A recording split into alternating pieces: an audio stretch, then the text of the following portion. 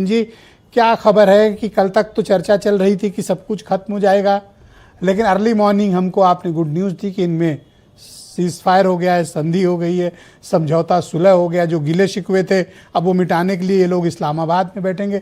ऐसा क्या हो गया 1.5-2 घंटे में?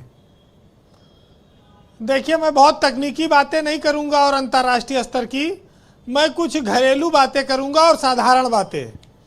पहली बात यह है कि एशिया के लिए यह खुशी वाली खबर है, और सबसे बड़ी बात यह है कि इस युद्ध में कौन जीता कौन हारा इसका फैसला भी नहीं हो पाया है। दोनों कह रहे हैं कि हम जीते हैं, और ये आज से नहीं, ये पिछले 2-3 दशकों से नया ट्रेंड शुरू हुआ है कि दो देश लड़ते हैं, दोनों देश अपने यहाँ जीत का ऐलान करते हैं और अपने नेताओं को और अपने अफसरों को मेडल प्रदान करते हैं।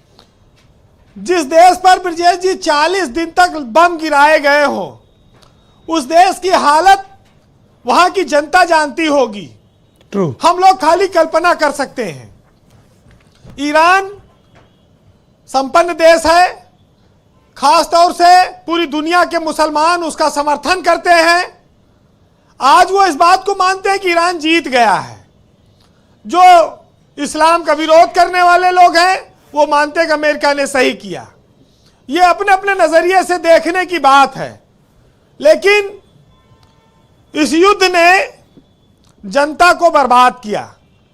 खास तौर से एशियाई मुल्कों को भेंट चढ़ा दिया, सूली पर चढ़ा दिया, उनकी अर्थव्यवस्था को तबाह कर दिया। निर्दोष लोग मारे गए ईरान में, लेकिन निर्दोष जनता एशिया में आर्थिक बोझ से दब गई। लोगों को महंगाई की मार पड़ने लगी। जो लोग निर्णय करने वाले थे उन्होंने जनता से नहीं पूछा कि हम युद्ध लड़ने जा रहे हैं, क्या महंगा होगा क्या सस्ता होगा। उन्होंने अपनी सनक थोप दी और युद्ध शुरू कर दिया। अब ये हार्मूज एक नई आफत बनकर आया है दुनिया के सामने। अच्छा, कह रहे हैं टोल नाका बना लेंगे, दोनों भाई वसूलेंगे, पैसे बनाएंगे। अब ये तो वही बात हो गई कि मोरंग के ट्रक जहां जहां से गुजरे हर थानेदार कहे हमें गुंडा टैक्स दो। तो ये वही जहाज है, जिस जिस देश से गुजरेंगे वो अपना कहेंगे हमारा गुंडा टैक्स दो। तो जो मोरंग का ट्रक 30,000 में बांदा से चल के लखनऊ आना चाहिए, वो 70,000 में आ रहा है। बड़ी प्रैक्टिकल तो बात समझाई भी रही। गैस सिलेंडर का और तेल का। बहुत सही बात समझाई।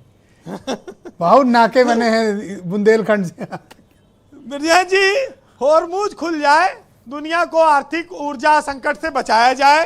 खास तौर से भारत को, पाकिस्तान को, जापान को और सिंगापुर से लेके जितने ये नीचे जो देश हैं इनके लिए तो और आफत है। श्रीलंका है, बर्मा है, म्यांमार है, वियतनाम है, थाईलैंड है, जितने नीचे जाएंगे ये सब बर्बादी के कगार पे पहुंच गए हैं। बस एक बात ये पूरे युद्ध में आप कह सकते हैं जीत हार की इतर, कि अमेरिका ईरान में अपना पिट्ठू नहीं बैठा पाया, बाकी उसने सब कर दिया। सारे बड़े नेता मार दिए, सारे नुकसान कर दिया, ईरान के परमाणु कार्यक्रम को ध्वस्त कर दिया, लेकिन वहां पर वो अपने हिसाब से कोई पिट्ठू नेता निर्वाचित कराकर या लाकर पीछे बैकडोर से नहीं बैठा पाया, जैसे उसने वियतनाम में, जैसे उसने इराक में किया, वियतनाम में किया जी, अरे सॉरी, वो वेनेजुएला में किया, वेनेजुएला में किया था। बस एक चीज में वो फेल कर गया। देखिए, एशिया के लिए आज ये उम्मीद की किरण है। आज का जो सवेरा है ये हमारे लिए बहुत राहत भरी खबर है, भारतीय उपमहाद्वीप के लिए बहुत राहत भरी खबर है।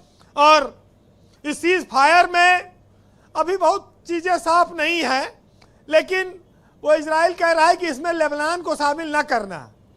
अब ये सब रोज कुछ ना कुछ नौटंकी करेंगे, लेकिन जैसे कहते नहीं है कि गंगा में पानी बह रहा था, 2-4 लोटा पाकिस्तान ने लूट लिया। ये शहबाज शरीफ और आसिफ मुनीर ने अपने नंबर बढ़ा लिए, बहती गंगा में हाथ धो लिया इन लोगों ने, और ये अमेरिका से कुछ अनुदान पा लेंगे। भाई महंगाई की मार तो सबसे ज्यादा उन्हीं के यहाँ पड़ी हुई है। तो भाई ठीक है, चलो कहीं शिकार छींका टूटा, बिल्ली के भाग से टूट गया, खा पी लें थोड़े दिन।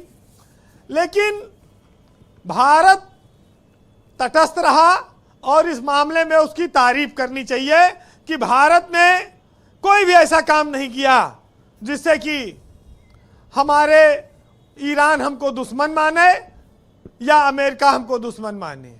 हमने अपनी जिम्मेदारी निभाई है।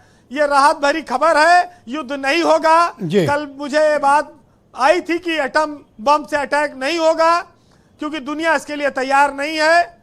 और जी कंक्लूड करें वीरेंद्र जी। कौन लड़ा, कौन जीता, कौन हारा, ये अलग बात है, लेकिन इतना जरूर कहूंगा कि भारत युद्ध नहीं बुद्ध का देश है और हम बुद्ध शांति के संदेश के साथ इसका स्वागत करते हैं इस युद्ध का।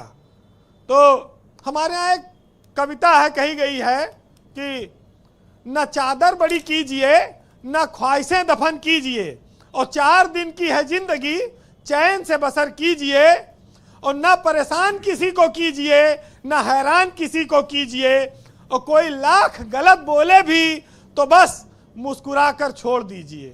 वाह वीरेंद्र जी, बहुत शुक्रिया आपका, बहुत बहुत धन्यवाद।